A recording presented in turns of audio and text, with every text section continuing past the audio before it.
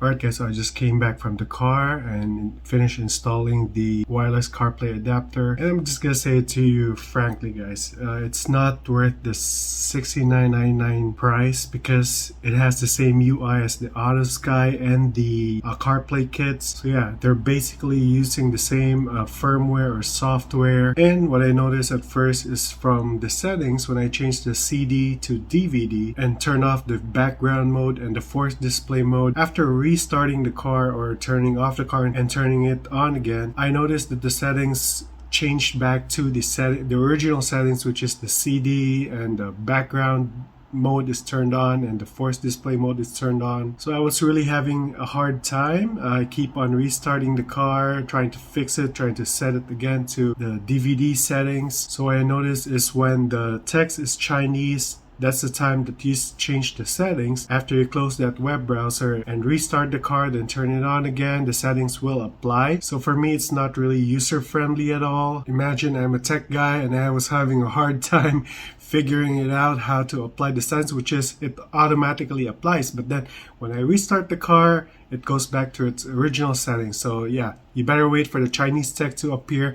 That's the only time that you could change the settings and it will apply to your desired settings. And second of all, the audio still keeps on disconnecting or skipping, which I experienced from the AutoSky and the CarPlay kit CP1. So it has the same problem with the previous CarPlay kits that I have tested before. Yeah, but if you don't have any problems with the slight skipping of the audio, well, it rarely happens, but it's really irritating. I just want a good quality audio for the price that I paid. So yeah, if you're still interested to try, maybe you can get a good unit. But for me, it was not that good experience. For that price, guys, I'm aiming for perfection, a 100% totally working unit. So why am I saying this to you guys? Because I don't want you to ever fall in the trap that maybe I am the one who encouraged you to buy this product, but then in the end, it still sucks. So yeah, I'm still looking for a good wireless CarPlay. If ever I find that, I'll be updating this video to you guys. But if ever you're still interested to try this product out,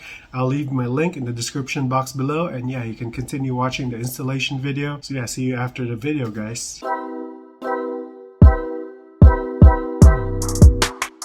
Hey guys, how's it going? Freya from Tools and Gadgets. Today we're back again with another video and we have the wireless CarPlay adapter. So let me just tell you guys, I'm still in the hunt for the better or best wireless CarPlay out there because I have the CarPlay kit CP1 and also the AutoSky, the latest version of the AutoSky wireless CarPlay. And I tell you guys that the AutoSky wireless CarPlay worked really fine, worked really good in the first week or so, but after I updated the latest firmware and then I encountered problems with it. The audio keeps skipping and yeah, it's just so irritating, guys. And I also have the CarPlay kit CP1. My main problem with the CarPlay kit CP1 is that sometimes, yeah, it just skips. Sometimes it rarely skips, but then the delay when, you know, the cover art presenting or when you're changing audio, the delay is so long. So yeah, I'm still in the hunt. This one is a little bit steep. This goes for around $69.99 at Amazon, but I think right now there's still a $20 off. And you have here a lifetime warranty. Pretty generic box, so there's no branding at all. It just says wireless CarPlay. And in here you have the user manual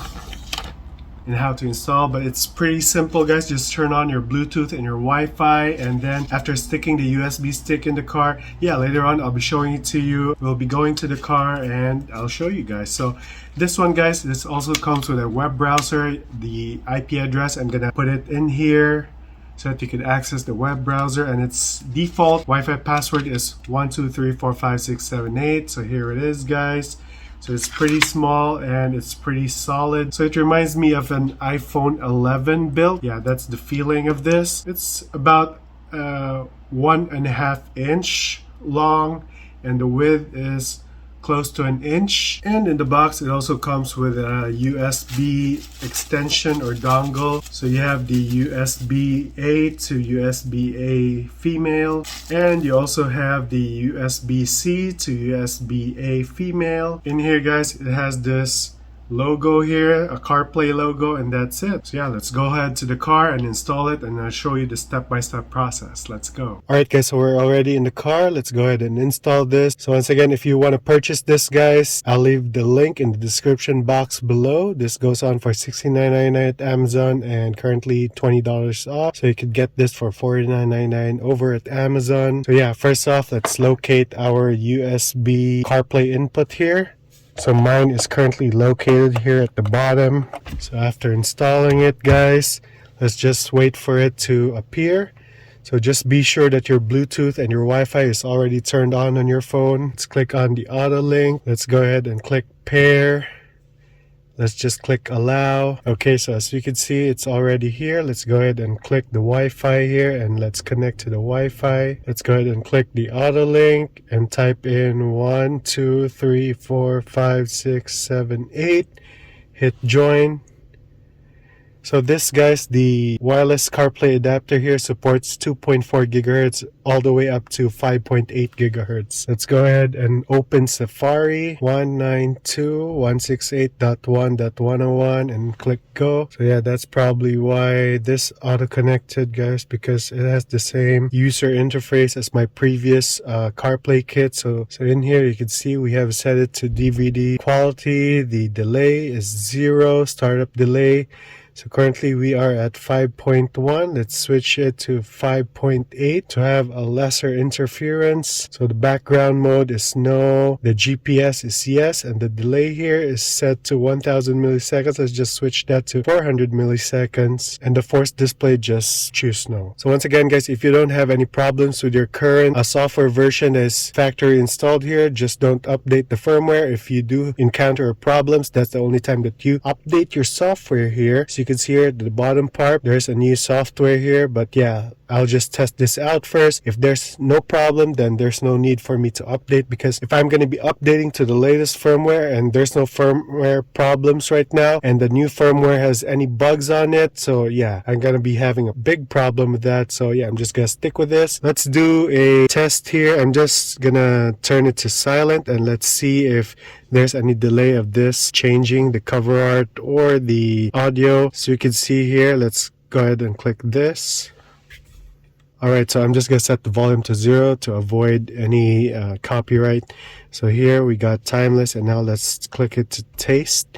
Let's see if it changes here. Oops. So taste is already playing, but it's the cover here still didn't change. So that's my biggest problem with this wireless CarPlay adapter, guys. But then all of them were the same. So as you can see, that changed there. Let's go ahead and click another one. By the way, guys, the audio here plays instantly, guys. It's just this. The cover here changes a lot slower compared to me clicking the title here of the song. But the audio, guys, no problem at all. It plays almost instantly with no delay. Okay, so right now we're gonna do a fresh start here. Let's turn off the car first, because a while ago it was still the initial setup. So yeah, let's do a countdown right now. If how many seconds would this take to connect to our phone here? Let's go ahead and turn on the car.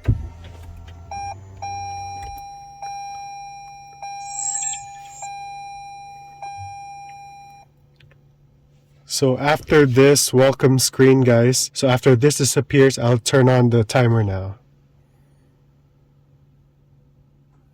So yeah, there you go. Connected already. So it has a UI here before you get in here on their screen. That's about it, guys. So if there's any problem like the audio skipping on this, I'm going to put it in the description box. But as of now, my initial testing, it went really great. The audio quality is spectacular. So once again, guys, thank you for watching Tools and Gadgets. See you again in our next one. Bye.